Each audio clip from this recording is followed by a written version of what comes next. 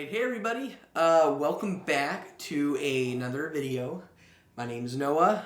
My name's Kim. And this is Mother and Son YouTube channel. And today is November Today 21st? Today, I'm sorry, not November. February 21st? Yes, February 21st. Of 2020. 2020, that's right. But today, our topic is going to be taking place in November, because today we're going to be talking about the aftermath of Dad's death. So last video, if you haven't checked it out, you should check it out. The link will be in the description and also at the very end of the video. First of all, I just wanted to say, and I believe Mom feels the same way. Big thanks to everybody who watched our video. Just really awesome. We really... and all your kind words. Yes, everything. It's just really awesome that so many people, really care and, are genuinely wanting to see this.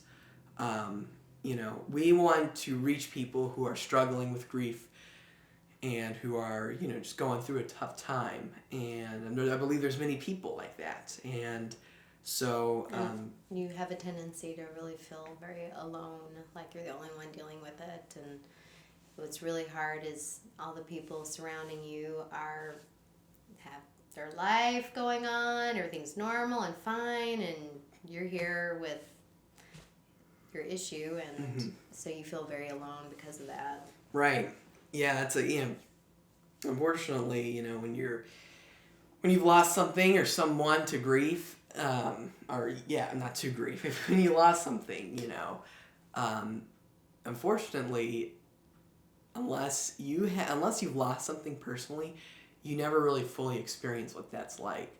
And so, for everybody else, they may support you for a little bit, but then after that, it's like they kind of move on because their life is still going and everything's still normal, and especially if they've never had a loss, right. like from a parent or a spouse. Sibling or spouse, or then it's really, really hard for them to understand what exactly that's like. Right. So, but yeah, again, but it's just a big thanks from us. Really, honestly, thank you. It really means a lot to both of us. It does. So yeah. Well, we'll go ahead and we'll take off where we left off. Take off where we left off. So why don't you start? Because I was the last one blabbering. So. So we pretty much left off with that night, yeah. Right? So, so the next few days were a real blur. For me, I couldn't even think. And you have no idea, until your spouse dies, you have no idea all the things that have to be taken care of as a result. And, and before Tomas died, he and I had lots of really, really tough discussions. And we'll probably go into that more down the road. But but we did discuss, if things got bad, what would happen. And I told him I didn't feel very supported here. I didn't feel like I had any friends or, anybody that could really support me if anything really traumatic happened. And I was going to go back to Texas because of that. But after Thomas died, all of a sudden, all of his really good friends totally rallied around us and stepped in, and for months they were really supporting us and were here all the time, and especially that the next few weeks they were here almost every day, and people were taking off from work, and it was incredible. And they just really, literally walked with me step by step with every little thing I had to get done. And I could not have survived without that. And I just remember all I kept saying was, I don't know what to do, I don't know what to do, I don't know what to do. Because I just did not know what to do. And so that was huge. so that was really, so it was more of just taking care of, transferring everything to my name now that he was dead, getting death certificates. It was, and we're talking like bills and mortgage, or not mortgage, but like the house and just, everything.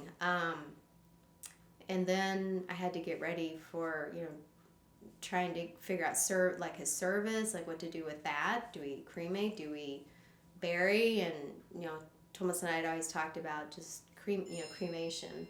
Mm-hmm. So that was an easy decision, but even like, who do you contact? I mean, who does cremation? And you just never think you're gonna ever have to plan for that. And so anyway, and I remember the night that we found out, I did not sleep at all. I couldn't sleep, and I just was awake all night long, tossing and turning. And so yeah, and then just the next few days we're just taking care of the paperwork and then getting the service ready. And then I was already thinking, way down the road of like how to take care of, all the other things that had to be taken care of.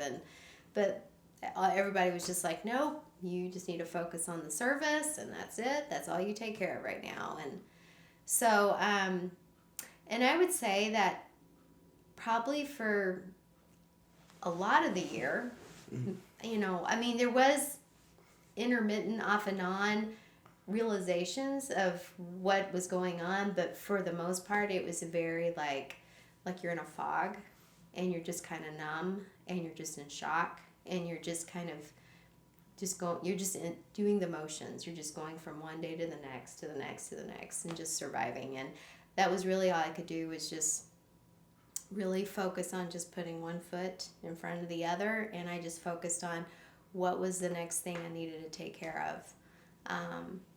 So yeah, that's what it felt like for me personally.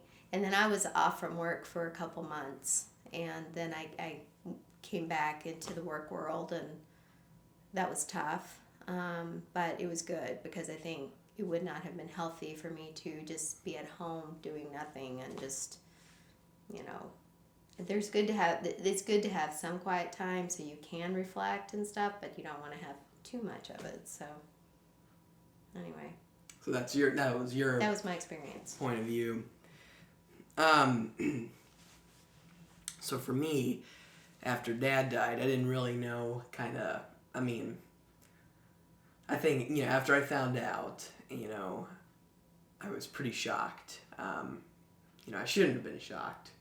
I mean, I don't know. I was shocked, but I wasn't shocked because, I think, he had been already talking about, suicide, but at the same time, I never thought he'd really do it,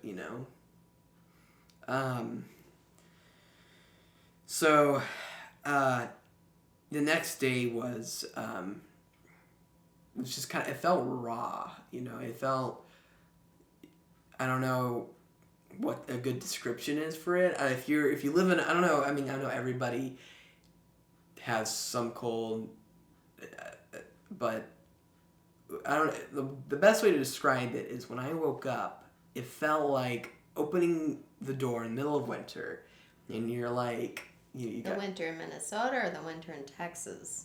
Well, imagine it being super cold, the coldest you've ever imagined it. And then just imagine opening the door, short sleeves, you have nothing on to protect you, and you just feel that cold hit you. That's what it felt like. It just felt raw. It feels like a wound that, just recently damaged, and it's just there. And it's not like in pain, but it's, it's just, it's sore. It feels raw. Or if your throat is sore, and it feels raw, Mm-hmm. That's the best way to describe it. I think it felt very weird waking up. It felt just, I don't know, it just felt kind of lonely and, like you were in a nightmare, just kind of waiting for this nightmare to go away, like to wake up from it.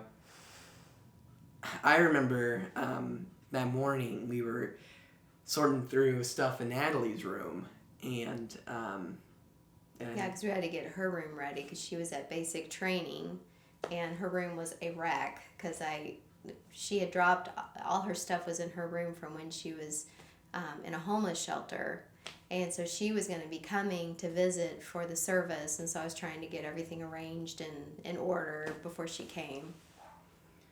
And I just, it was just everything just hurt. And I think for me, I was almost more in, I think, survival mode. And I think the same thing, I've been in survival mode. And I think, honestly, because of that, I've actually pushed away a lot of some of my emotions that I've, not all of them, not like I'm a robot and, I can't feel anything. But I put away a lot of my emotions. I kind of just shoved them out of the way because I was like, I just need to get through, I just need to deal with and kind of take control and know what's going on. You know what I'm saying? Mm-hmm. And so but, for me, it just felt rough. It just was awful, and I was like, a nightmare is a perfect way to describe it. It was just, really for me, I felt dead inside, I just felt I was just dead, and not that like I wanted to go commit suicide. That's not what I mean. I just mean I felt so gross and I felt so blah. I was just like, just felt awful. Mm-hmm. I used to have a collection of like Nerf guns and stuff. Mm-hmm. Airsoft guns, and I got rid of everything. I couldn't stand the sight of them anymore. I hated guns. My video games, I have, like Call of Duty and stuff. I was at my uncle's house, actually, that day as Mom, you, and some of the friends were taking care of some stuff. I was at my uncle's house, and I was going to play Rainbow Six. And I just fired the gun, and I was like, I just couldn't stand it, Mm-hmm. It's just like, this is awful. I don't like this. And then going to the store, because my aunt and uncle, they were nice, and and they're very wonderful people. Not that they were. This is the one time they were nice. That's not what I'm saying. I'm saying, just they were, just as usual. They got me some sushi for dinner, and going to the store, I just saw fathers and sons, and fathers with their sons and sons with their fathers, and. It made me very sad to see that, and I just remember being emotional at the store. That was a rough few days, or, and the whole year was very rough. I think, like you said, it was like you're kind of in a fog, and then finally, I feel like the anniversary occurred. And it's kind of, I feel like that's when the fog started, for me, started to lift. And, now and I feel like now I'm starting to, some of the stuff that I've been some of the crap I've been dealing with is starting to come up. And so, and I'm kind of becoming more realized, but at the same time, I'm feeling happier, Mm-hmm. I'm feeling happier and more joyful. Mm-hmm. But yeah, that was what it was like. Well, and that you talking about being in the store kind of reminded me of so like he died like right around Thanksgiving and Christmas, and so I just remember going into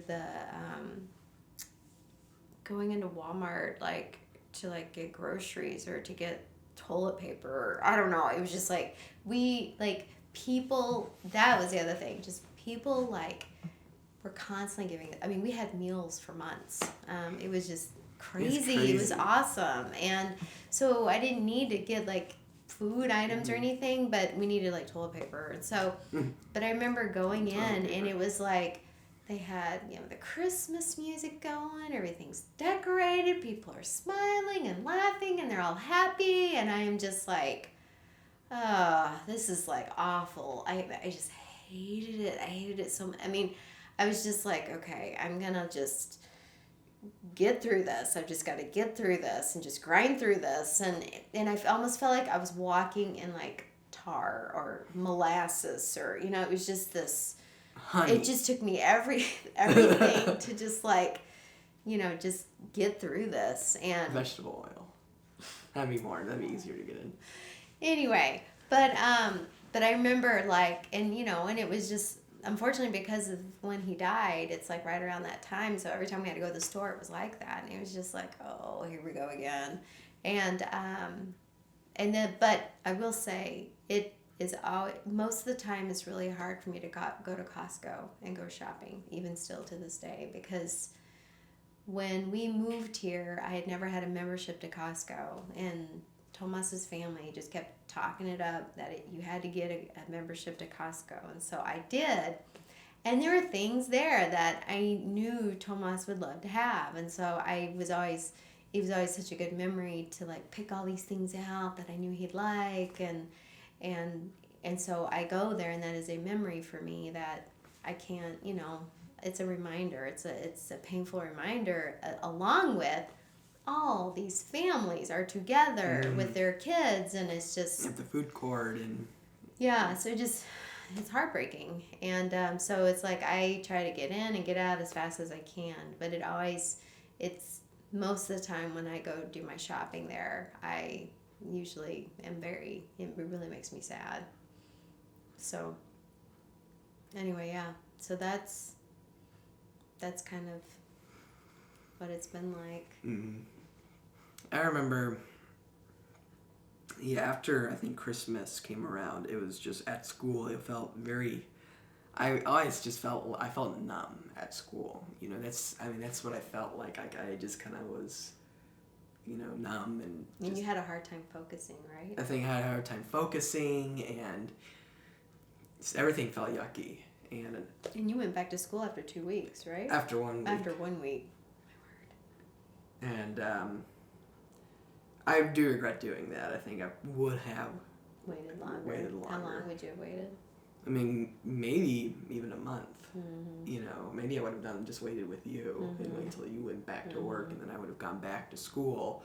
One of my friends lost his dad, and me and him talked about it, and he said he waited a whole month, you know, until he got back to school.